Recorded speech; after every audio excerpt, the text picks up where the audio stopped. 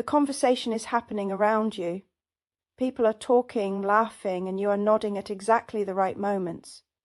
But inside, something enormous is moving. A question too large to say aloud. A grief from 3 weeks ago that you have not yet finished with. A whole interior weather system that has nothing to do with this room. No one here can see it. No one ever does. There is a name for what you are. Welcome to Power and Myth. You have probably spent years believing there is something wrong with the distance, the gap between what moves inside you and what you allow the world to see. You sit in rooms full of people and you are present, competent, warm, attentive, and simultaneously you are somewhere else entirely, not absent, not detached in the way the word is usually meant, but engaged in something so interior and so continuous that the outer world can only ever receive a fraction of what is actually happening in you. This is not dissociation, it is not avoidance. It is not even shyness, though it has been mistaken for all three. What you are living is the fundamental architecture of the Sigma INFJ, an inner world so rich, so continuously active, so saturated with perception and pattern and half-formed knowings, that the outer life can only ever be the surface of it, not the absence of depth, the visible edge of something that descends much further than anyone around you can see. Think about what actually happens inside you on an ordinary day. You wake, and the inner world is already running. Not thoughts exactly, something more like weather. An atmospheric quality that arrived in the night and has yet to name its cause. You move through your morning tracking at least 3 things at once. What is happening in front of you, what it means, what it connects to in the larger pattern you have been assembling for years without quite knowing you are doing it. By the time most people have finished their first conversation, you have already lived several complete interior movements. A perception arrived and opened into an image. The image connected to something you read 6 months ago. That connection illuminated something about a relationship you have been carrying quietly. And none of this is visible, none of it surfaces. You are standing in your kitchen, and inside you, the universe is quietly reorganizing itself. This is introverted intuition at full capacity, not an overactive imagination, not a character flaw. Jung identified nigh-dominant cognition as a process that operates beneath consciousness. It draws in data from the environment, from memory, from the deep structural patterns of human experience, and synthesizes it into complete knowings that arrive whole. The experience of it from the inside is not like thinking, it is more like receiving. And because it works at such depth, and because its conclusions so often resist linear explanation, the Sigma INFJ learns early that most of what happens inside them cannot be translated, so the outer life becomes quiet, not empty, quiet. You learn to speak in approximations, you learn which perceptions to offer and which to hold back, because you have seen the look on people's faces when you go too far, too deep, too soon. Your Fei, your extroverted feeling, genuinely wants to meet people where they are. The warmth is real, the care is real, but the surface is not the whole. It has never been the whole. This is the hermit, not a figure of withdrawal, a figure of containment, the one who carries the lantern inside because that is where the light is needed. The hermit does not retreat from the world out of fear. The hermit goes inward because the inward is where the work is done. The Sigma INFJ who lives this does not choose the inner world over the outer one.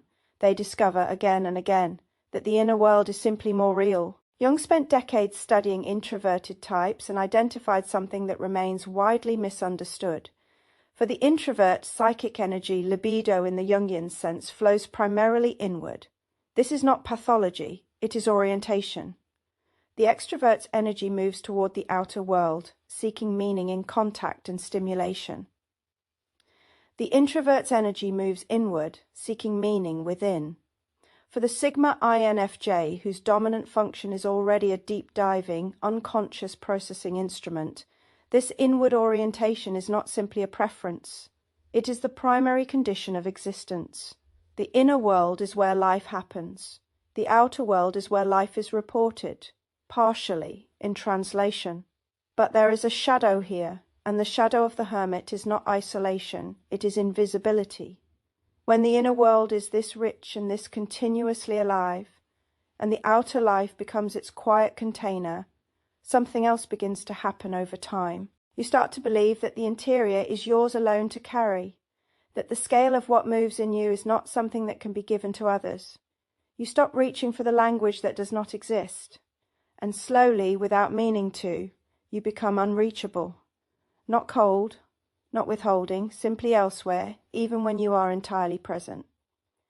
The people in your life begin to sense that they are meeting something real, warm and genuine, and that they are not meeting all of you. Because they are not. And this is the wound the hermit carries, not loneliness exactly, but the specific ache of chronic non-recognition, of living a depth that the visible world does not know exists. The nigh-dominant INFJ, who has not integrated this shadow, often becomes, paradoxically, more interior over time. The less the inner world is received, the more it retreats, the silence deepens, the gap widens. What begins as an orientation becomes an enclosure. The lantern that was meant to illuminate the threshold becomes the only light in a very private darkness. Jung called this the central danger of the introverted type, the progressive withdrawal from the outer world until the inner world is sealed off, not enriched, sealed. The hermit's shadow is not the one who goes too deep into the forest, it is the one who stops marking the path back. Mythology has always understood this.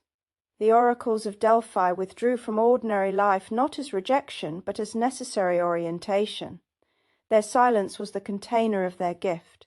The cave-dwellers of the Eastern traditions, the seers and solitary wanderers of every mythic lineage, they are not broken figures.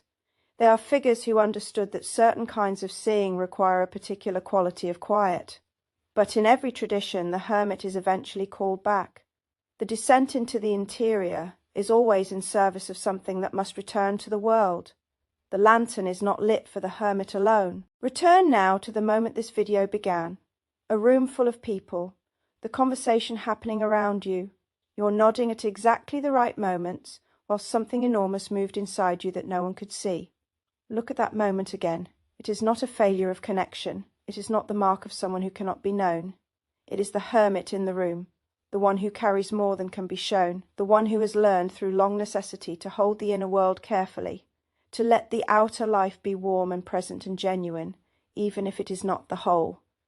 The Sigma INFJ does not have an intense inner world as compensation for something they lack. The inner world is the thing itself. The intensity is not the problem. The intensity is the gift, and the quiet around it is the form the gift has learned to take in a world that cannot yet receive it fully. What this asks of you is not that you force more of the interior outward. It asks something harder and more precise than that. It asks that you stop mistaking the silence for emptiness, that you learn to recognize the depth as real, as primary, as legitimate, even when no one around you is naming it. The hermit who understands why they carry the light does not become sealed. They become luminous. If something in this video named a part of your experience you have never had language for before, tell me in the comments. I read every one. Your version of that room, that silence, that gap between what moves inside you and what the world can see, it belongs in this space. Subscribe to Power and Myth if you want to keep exploring the ancient patterns beneath who you are. Until next time, find your power, know your myth,